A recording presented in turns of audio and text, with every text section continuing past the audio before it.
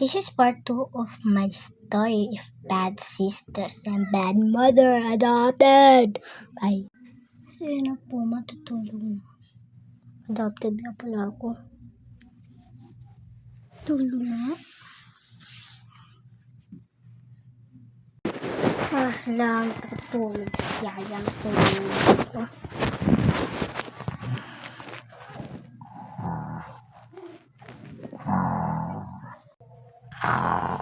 Hindi niyo pa siya matutulog Ito matatawa niya. Aray, ang sakit naman. Ito naman dyan nasisipa. Matulog lang ako sa'yo ba? Patabat itong baho itong yaya. Tutulog na. Sino pala ito katabi ko? Kasi ang lakas ng bibig. Hala, si Ate Misa. Baho na nga siya ang bibig niya. Bagano na nga ako. Mag-run away. Dalhin ko yung makeup ko na bag. Tingin kasi yung mga bibig na itong mga rich na people dito. Joke mo lang po. Ito naman itong nalaman ko. Marami naman itong lako.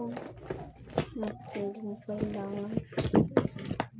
Okay lang. Wala naman itong hindi naman kailangan. Parang ko ng lighter to chilyo. Ito ang ID. Pagkapasok ako ng alimatag. Alam nila, estudyante ko na Linda. Ang sakit ng tiyan ko. Lagay na ako ng mask pero hindi nila ako malilala. Salamat.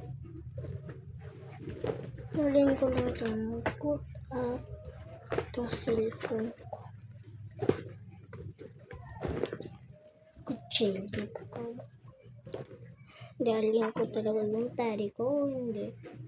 Dalhin ko siguro. Itla. Ako na talaga yung nakunaps. Pinigay ng mama ko. Si daddy. Hala, hindi mo sila maigo. Hindi ko lang siguro yan si daddy. Sabay na talaga, umalis na talaga ako.